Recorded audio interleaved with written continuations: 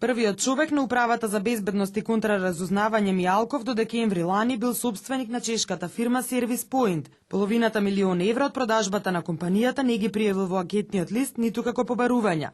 Мијалков тврдеше дека купопродажбата се уште не е остварена за да ја пријави во антикорупцијска.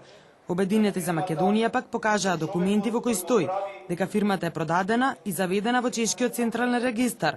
Ја повика антикорупцијската да иницира кривично гонење на првиот човек на УБК. Дали парите од продажбата се легнати на сметката на господинот Мијалков и ако не се, зошто не се вметнати во анкетниот лист во графата побарувања? Информациите на партијата говорат дека во декември 2009 година Мијалков ја продал фирмата на браќата Спаравало и на чешки бизнисмени кои работат со недвижности. 4 месеци подоцна, браќата ја продале фирмата на кинески државјанин со адреса на живење во Прага. Обединети за Македонија се сомневаат дека случајниот кинески купувач е човекот линк за владината набавка на автобуси во земјава.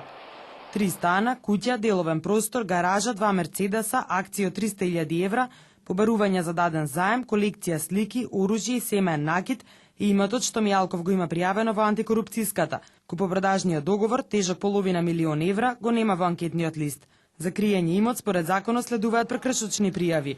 Доколку се утврди дека имотот е стегнат незаконски, функционерот треба да биде оданочен и против него треба да биде поднесена кривична пријава.